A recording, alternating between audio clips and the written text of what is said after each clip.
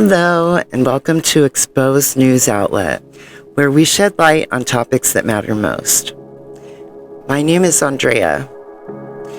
Today, we're discussing Trump's coup plot laid bare in Jack Smith's hearing and the GOP meltdown that followed.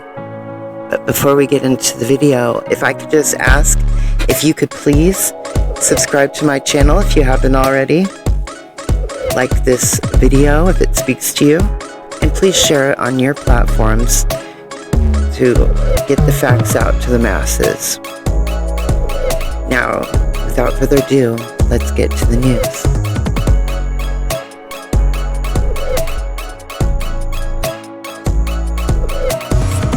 Jack Smith hearings blow up in Republicans' faces. What we just witnessed in the Jack Smith hearings was not oversight. It was desperation. House Republicans didn't show up to defend the Constitution. They showed up to distract, deflect, and smear because they're terrified of the truth. Let's be clear.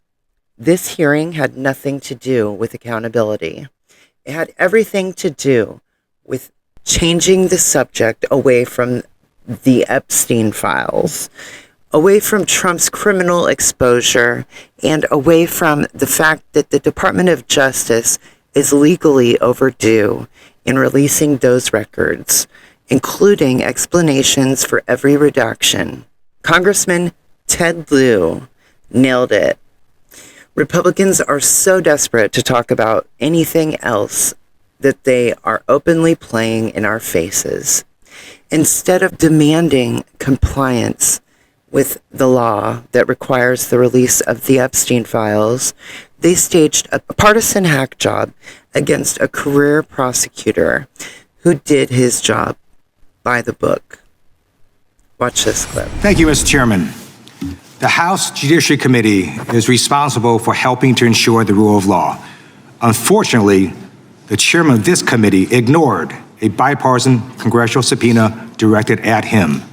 His actions have made it harder for this committee and other congressional committees to get witnesses and testimony and damage the rule of law.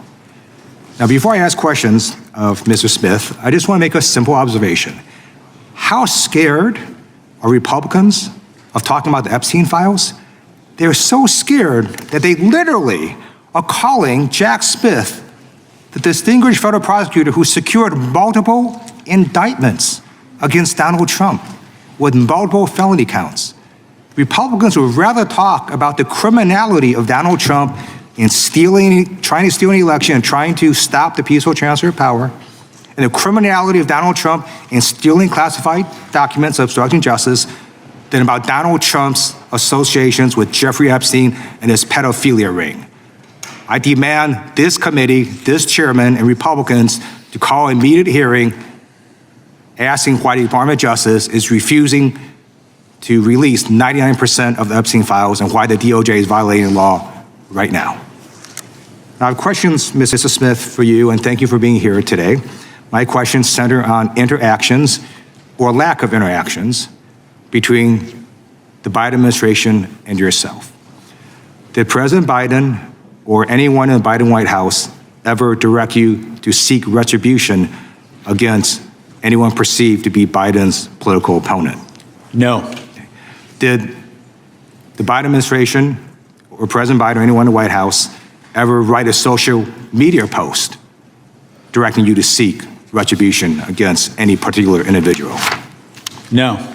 Did President Biden or anyone else in the Biden White House ever direct you to take any prosecutorial step whatsoever? No. Okay. Donald Trump made it clear he wanted to seek retribution against New York Attorney General Tish James. Trump relentlessly attacked her, saying, quote, she should be prosecuted and, quote, arrested and punished because she dared to hold Trump accountable for Trump's fraud in New York. Trump weaponized the Department of Justice, and the Trump DOJ opened a sham investigation into her alleged mortgage fraud.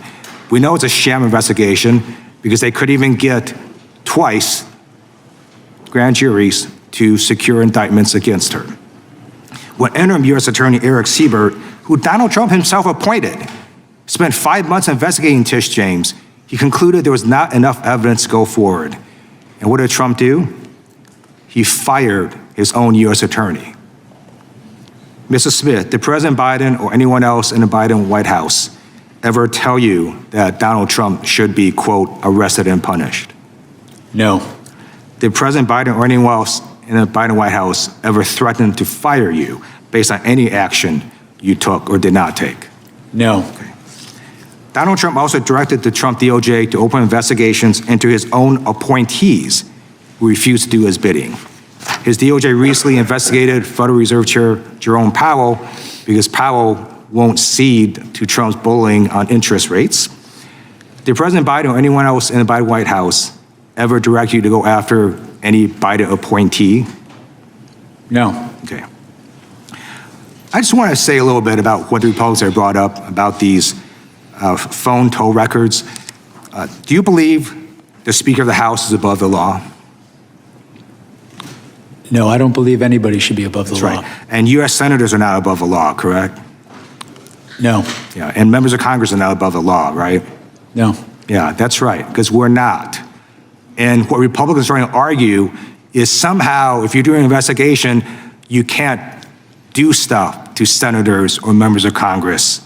Get out of here. We're just under a law like everybody else. And by the way, the speech and debate clause only applies to legislative acts, communications with legislative acts. Stealing a frickin' election and trying to do so is not a legislative act. It is a crime. So I don't know what the heck they're talking about. And this is so stupid. I'm a former prosecutor. You never in an investigation go and try to get someone's toll records or phone records and then tell them, hey, dude, we're about to get your phone records. Of course you wouldn't tell them. What the Republicans are saying today is just idiotic. I am so pleased you're here on national TV telling the American people that Trump was indicted. He was indicted lawfully and multiple grand juries secured those indictments. Thank you for your service, and history will look upon you well. I yield back. Jack Smith's demeanor. And here's what really destroyed their narrative.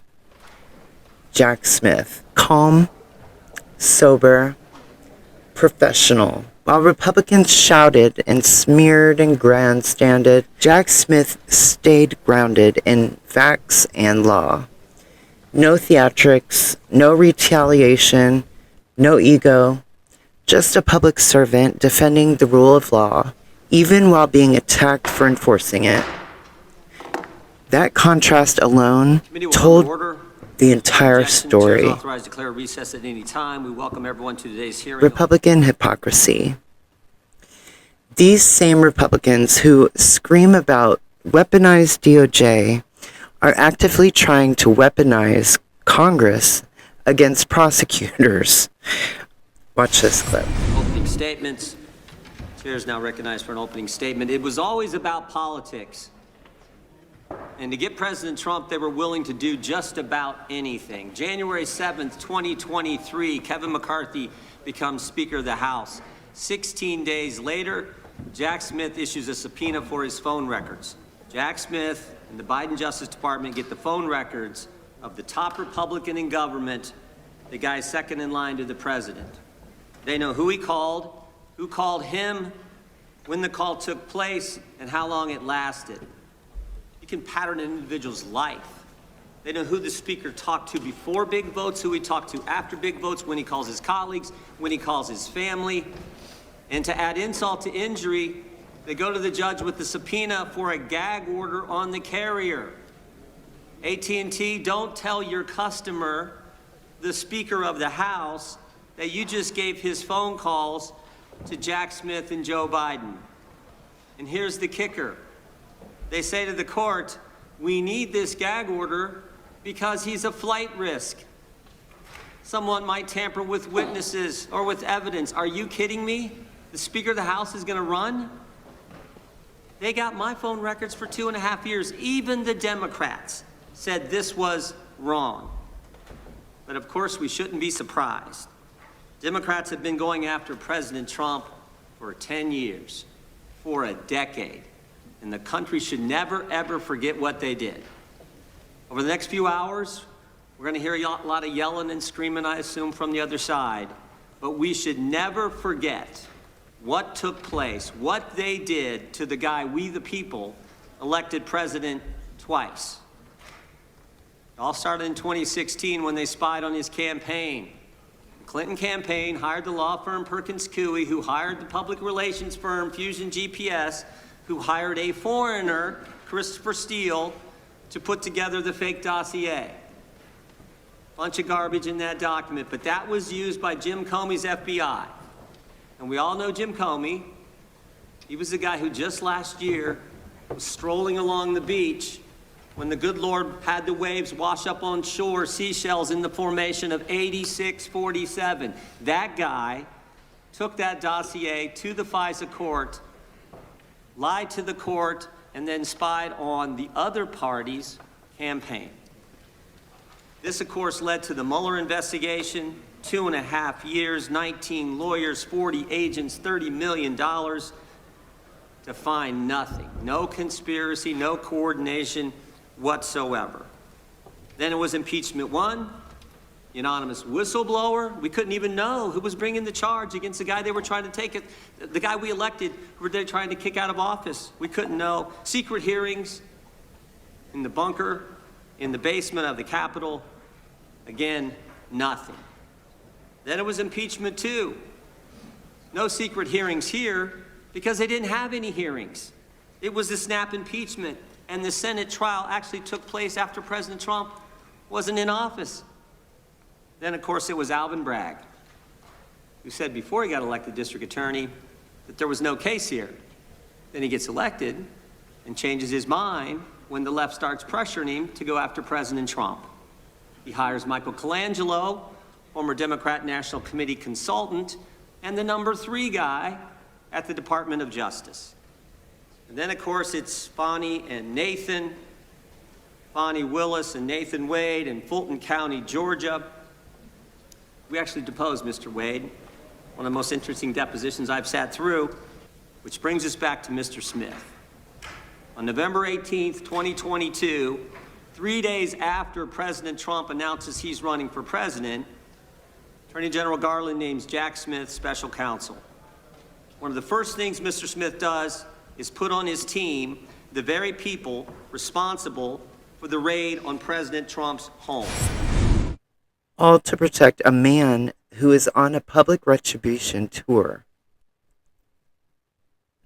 A man who incited an insurrection. A man who attempted to overturn a lawful election. A man who appointed fake electors to nullify the will of the people. Watch this. Well, thank you kindly, Mr. Chairman. I want to start by recognizing the presence of 4 American heroes here today, 4 of the hundreds of officers who defended us on January 6, 2021, Michael Fanone, Aquilino Ganell, Daniel Hodges, and Harry Dunn. And I thank them for being here today. Mr. Smith, thank you for appearing before the American people. I'm glad that the committee has finally granted you the same chance to report your findings to the American people that every other special counsel investigating an American president has had. The good chairman started by saying it's all about the politics. Well, maybe for them, but for us, it's all about the rule of law and who's going to stand by the rule of law and who's going to oppose it. Now, Mr. Smith, you're one of America's great prosecutors. For nearly 3 decades, you worked for justice under both Republicans and Democrats. The Manhattan DA office, where you prosecuted sex crimes and domestic violence cases. The Eastern District of New York, where you prosecuted murderers, rapists, gangbangers, and other violent criminals. Leading the public integrity section at the Department of Justice, you brought prosecutions against corrupt public officials across the political spectrum. When you went to The Hague as chief prosecutor in the Kosovo trial, you prosecuted war crimes and crimes against humanity perpetrated against thousands of innocent victims. While others may have devoted their lives to corrupt self-enrichment, you have devoted your life to the rule of law and to public service. You've never been prosecuted for anything. You've never been convicted of anything. As far as I can tell, you've never even been the subject of a disciplinary proceeding over the course of your multi-decade career. But Donald Trump says you're a criminal and you belong in prison. He says you belong in prison, not because you did anything wrong, mind you, but because you did everything right. You pursued the facts, you followed the law, you stuck with extreme caution to every rule of professional responsibility. You had the audacity to do your job. Everybody here knows what you did wrong in Donald Trump's eyes and why he says you belong in prison. You found, and I quote from your sworn testimony before the committee, you found proof beyond a reasonable doubt that President Trump engaged in a criminal scheme to overturn the results of the 2020 election and to prevent the lawful transfer of power. When asked whether you believe the evidence was enough to obtain a criminal conviction against Donald Trump at trial, you had a one-word answer: yes. When asked if Donald Trump was responsible for the violence that took place at the Capitol on January 6th, you said, our view of the evidence was that he caused it and that he exploited it and that it was foreseeable to him. You found that Trump knew he had lost the election. How? Well, his own Attorney General, William Barr, repeatedly told him so and described all of Trump's theories as BS. Trump's top campaign advisors told him he lost the election. Vice President Pence told him he lost the election. More than 60 federal, state, and court decisions, including 8 rendered by judges he appointed to the bench, rejected every outlandish election fraud and corruption claim that he made. Trump himself even privately acknowledged it, gesturing to Joe Biden on TV and saying, quote, "Can you believe I lost to that effing guy?" He knew he lost, but he threw everything into his big lie, which some people, even in this room to this day, will stand by and swear by. Well, when the big lie wasn't enough to convince officials like Georgia Secretary of State Brad Raffensperger, a Republican, to commit election fraud and just fine Trump 11,780 votes, when it wasn't enough to convince Trump's DOJ to, quote, just call the election corrupt and leave the rest to me and the House Republicans, when it wasn't enough to force Vice President Mike Pence to announce and then exercise lawless powers to reject Electoral College votes and use counterfeit slates to anoint Trump the winner, that's when Trump incited mass violence on January 6th. While more than 140 officers were being brutally assaulted by Trump's mob, while rioters beat them with flagpoles and sprayed them with chemical agents and crushed them in doorways, and while they chanted, "Hang Mike Pence," and chased the vice president out of the Capitol, Trump and his team worked the phones, calling not the National Guard, which was under the direct unilateral control of Donald Trump, but calling members of Congress, urging them to delay certification and to nullify the election results. Special Counsel Smith, you pursued the facts. You followed every applicable law, ethics rule, and DOJ regulation. Your decisions were reviewed by the Public Integrity Section. You acted based solely on the facts, the opposite of Donald Trump, who now has purported to take over the Department of Justice. He's in charge of the whole thing under his unitary executive theory, and he acts openly, purely based on political vendetta and motives of personal revenge, and he doesn't deny it. Our colleagues have complained about the special counsel's review of toll records, which are phone records like a phone bill, showing only the timing and duration of calls and containing no content, no substance whatsoever from the calls. But those records were lawfully subpoenaed because Donald Trump made those members of Congress relevant to the investigation. It was Trump who chose to call them to advance his criminal scheme. As you testified, Mr. Smith, if Donald Trump had chosen to call a number of Democratic senators, we would have gotten toll records for them too. I trust our colleagues get the point because America certainly gets the point. There is much Mr. Smith still can't talk about. Though we know he badly wants to, his investigation developed what he calls powerful evidence that Trump stole documents containing our country's most sensitive secrets, hoarded them in the ballrooms and the bathrooms of his well-trafficked Mar-a-Lago social club. He showed them off to visitors. And then he obstructed a federal investigation by instructing his attorney to pluck out anything really bad before turning materials over to the FBI and having his staff delete incriminating security tape footage. But today we're not going to hear a lot about that because you are gagged by an absurd judicial order rendered faithfully by Trump's most servile and sycophantic appointee to the federal bench, Judge Eileen Cannon. This order not only blocks release of Volume 2 of your report, which is unprecedented, about the classified document scam, it also gags you from discussing the report or its contents with us, with America. And so we don't know what's in it, but it must be pretty devastating because Donald Trump is desperate to keep Mr. Smith or any other DOJ official for all time from ever releasing it to Congress and to the American people. Now, Mr. Smith, if any of our colleagues foolishly choose to attack you and vilify you today, and I know that's not going to happen from some serious prosecutors over there like Mr. Knott and Mr. Schmidt, who understand what federal prosecutors do and what the rule of law means. But if anybody decides to attack you personally, they will only be revealing their own ignorance of what prosecutors do and their own indifference to what the rule of law requires in America. They will only be stroking the wounded ego of a lawless, twice impeached, convicted felon president who not only unleashed a mob against Congress and his own vice president, but is now pardoned and released into our communities hundreds of extremists, insurrectionists, and cop-beating felons who have proceeded to commit dozens more crimes against the American people since they were pardoned. Mr. Smith, I understand you are a long-distance marathon runner. I read that you're a triathlete who's done more than 100 triathlons and 9 Ironman competitions. You are in the fight for justice and the rule of law for the long distance, for the long haul, and I thank you for that. And we should all try to follow your example.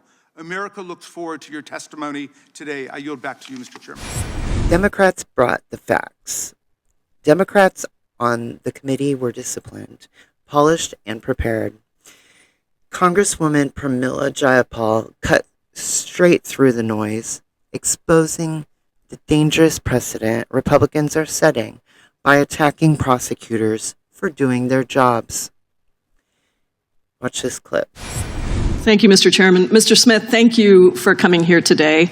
Your willingness to speak directly to us and to the American people about your investigation is professional, is courageous, and it's patriotic.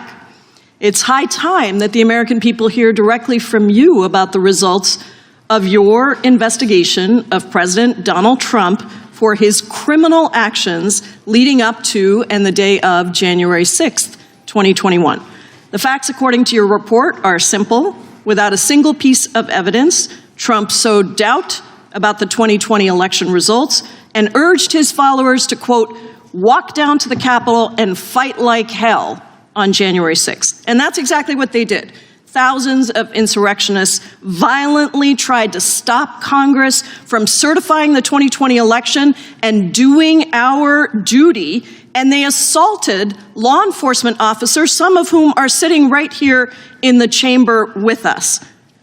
I was trapped in the House gallery with a small number of members that day, and I will never forget the pounding on the doors and the insurrectionists threatening to kill us right outside.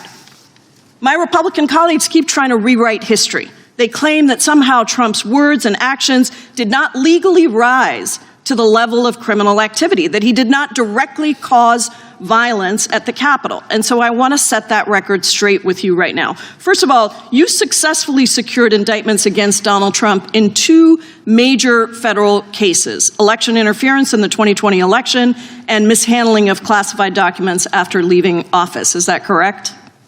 Yes. And you've been a federal prosecutor for nearly 30 years. You led this investigation, combing through hundreds of thousands of documents, photos, videos, and communication. Did your investigation find that Donald Trump attempted to manufacture fraudulent slates of presidential electors in 7 states that he lost? Yes. Did he pressure state officials to ignore true vote counts in those states? Yes. Did he spread lies and conspiracies to his followers to make them believe that the election had been illegally rigged against him? Yes. Did he pressure DOJ officials to stop the certification of the election? He did. Did he pressure his own vice president, Mike Pence, to stop the certification against the oath of office that he had sworn to the Constitution? He did. And when all of this didn't work, did he, Donald Trump, motivate and inspire an angry mob to the U.S. Capitol to stop the certification? Our proof showed that he caused what happened on January 6th, that it was foreseeable, and that he exploited that violence. Did Donald Trump know that his allegations of election fraud were lies when he spread them? Our proof was that he did, and we intended to prove that at trial.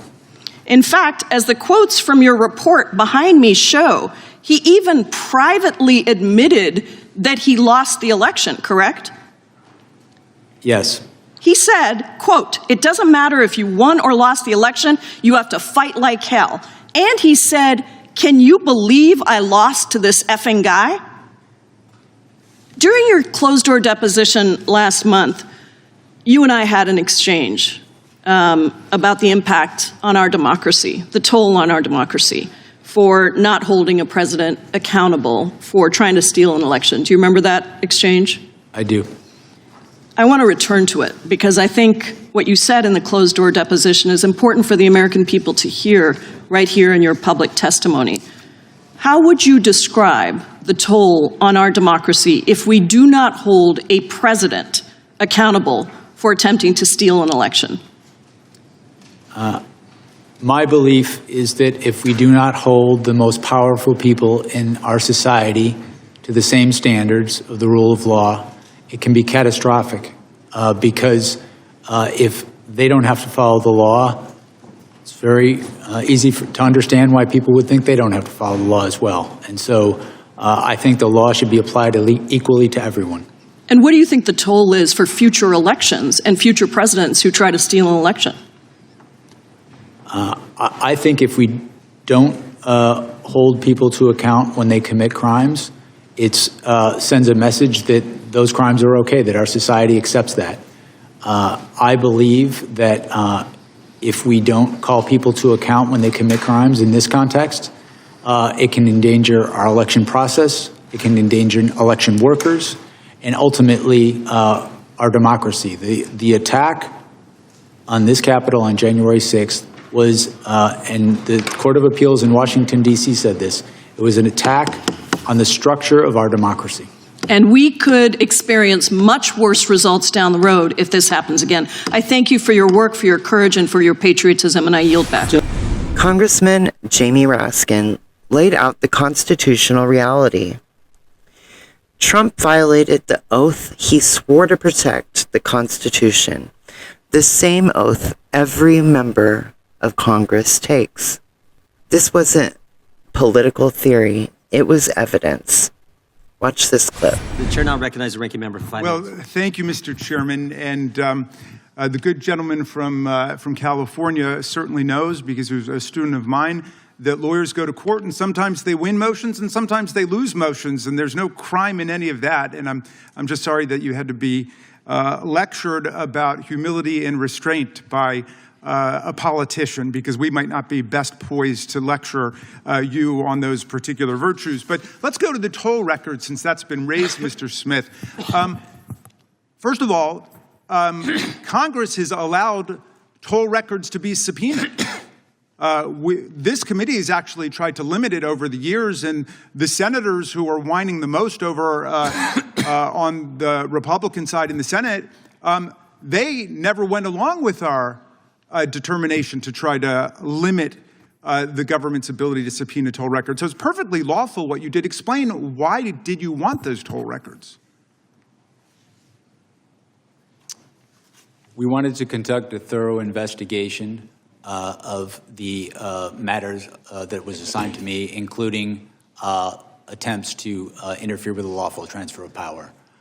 The conspiracy that we were investigating, it was relevant to get toll records to understand the scope of that conspiracy, who they were seeking to coerce, who they were seeking to influence, who was seeking to help them. And that's normal investigative practice, right?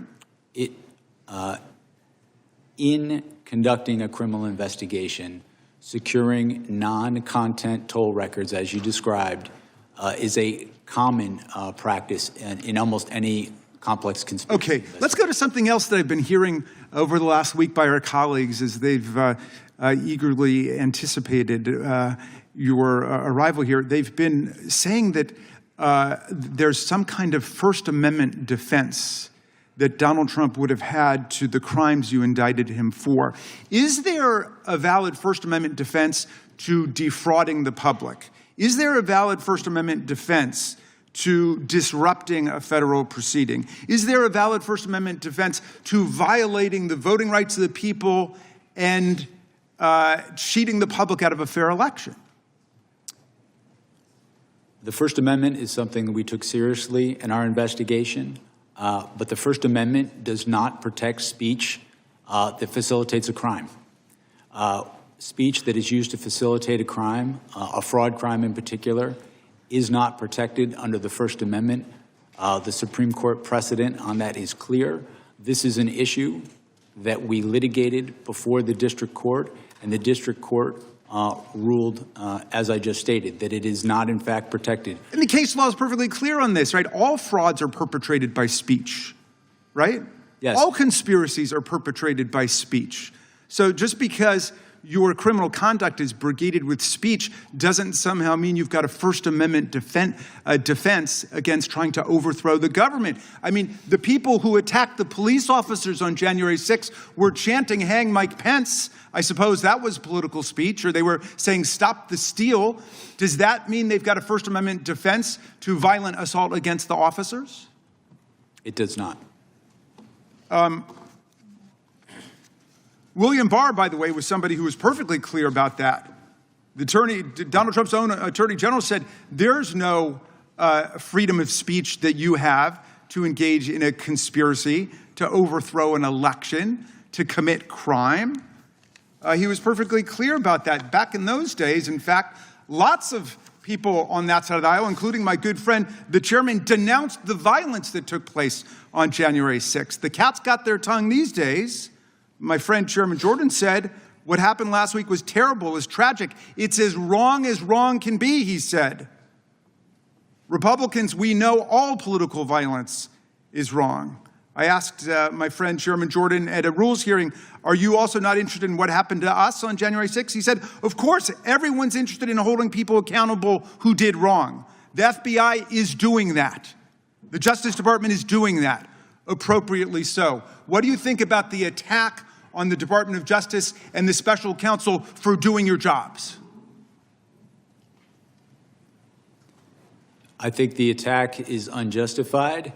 I think the people who worked with me as career public servants are people, they're part of the reason I've been a prosecutor for so long is to work with people like that, not just the prosecutors in my office, but also the agents, FBI agents who are heroes, who have served their country not only as agents, but also overseas.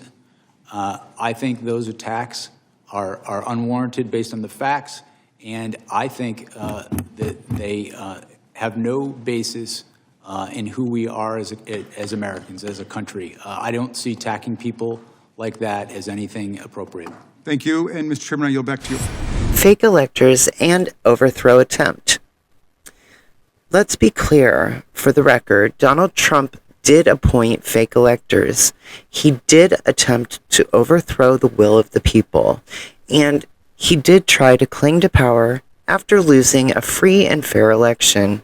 He even went as far as to attempted to send an angry mob after his own vice president, who is chanting to unalive his vice president. I mean,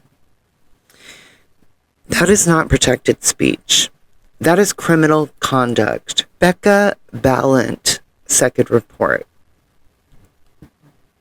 Congresswoman Becca Ballant raised a critical point Republicans hoped would be ignored. The second part of the special counsel's report should now be made public. Judge Aileen Cannon claimed without holding it was necessary to protect ongoing investigations.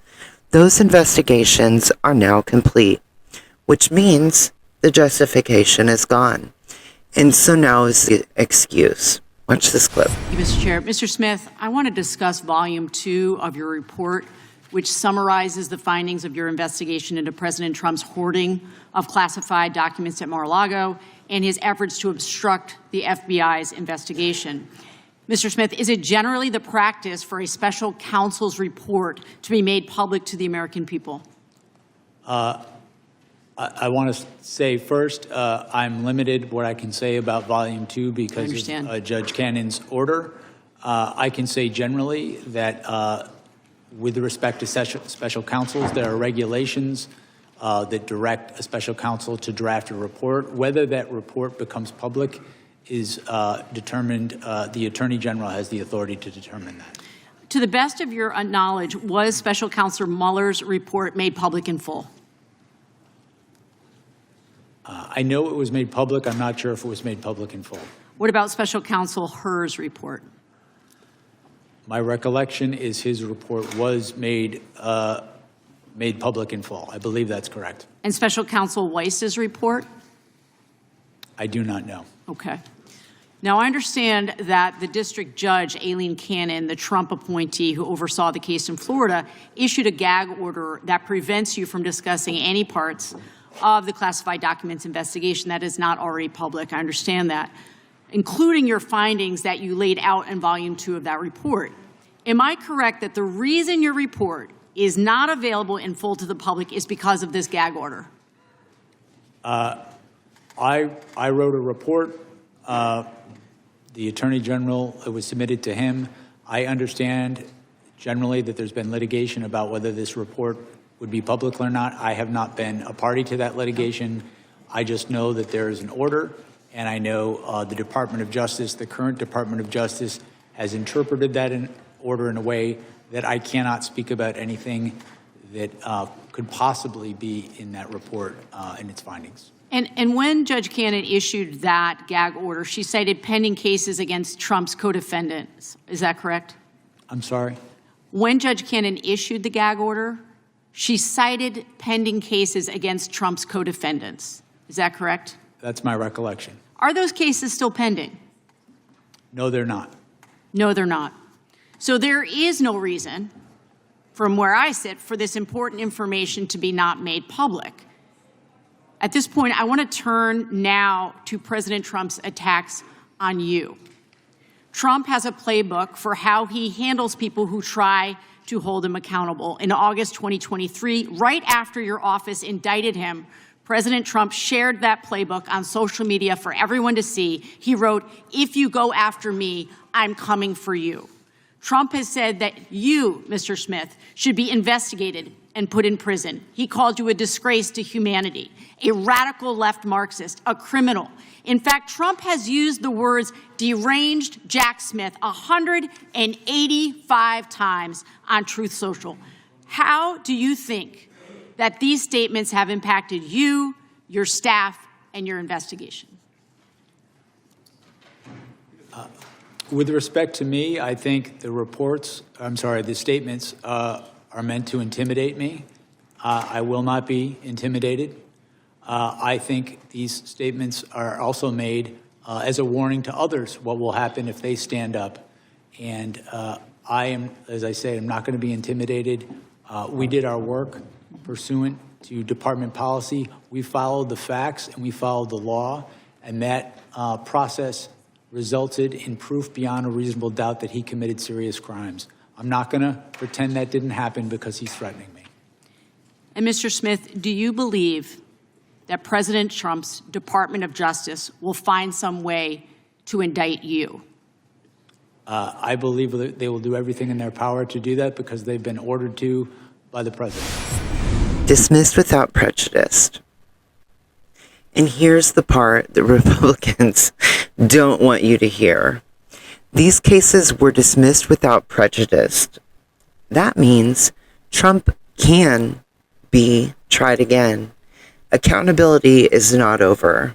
The law still applies. Global implications. Meanwhile, our allies are sounding the alarm. They are openly stating there has been a rupture, I quote, there has been a rupture in the global order, end quote, and that the United States is now seen as the aggressor. Markets are nervous. Allies are discussing pulling investments, which would bring a collapse. And Trump has openly threatened war, not just against our adversaries, but against Americans and allies. This is not politics. This is an inflection point. MAGA's final fail. MAGA members tried to bait Jack Smith to prosecuting himself for saying too much. That alone tells you everything. They aren't defending justice. They're terrified of it. Phone records fact check. And let's address another piece of manufactured outrage Republicans keep pushing. The subpoena of phone records. What they are pretending is spying was standard investigative practice, especially given the severity of what was being investigated. An attempt to overthrow the United States government, tyranny and treason. No one was wiretapped. No one's calls were listened to. No one's private conversations were monitored. Investigators looked only at call metadata. Who called who, when, and how often. That's it. This is routine in criminal investigations, national security cases, and congressional probes, particularly when coordinating efforts to subvert an election. If Republicans truly believed nothing illegal occurred, they wouldn't be panicking over call logs. They're panicking because records don't lie, and timelines expose coordination, which is pretty sad when they're more upset about call records being viewed than the will of the people being attacked by the insurrectionists, led by their dear leader. This wasn't surveillance abuse, it was accountability, and it was justified by the gravity of the crime, especially as outlined by Jack Smith. Jack Smith upheld the rule of law with dignity.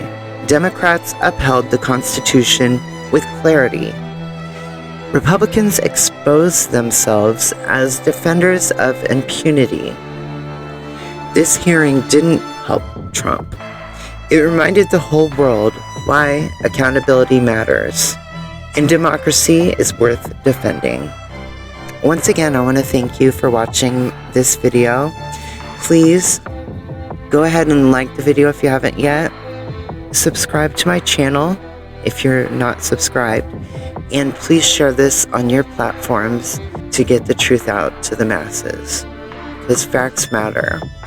And once again, let's not let these Republicans distract us from the Epstein File Transparency Act. No, we haven't forgot. We can walk and chew gum at the same time. I want to thank the Democrat congressmen and women who were well prepared and brought the facts to the table. So, once again, as I always say, please be kind to yourselves and be kind to others. Be safe out there. Have a good day. Thank you.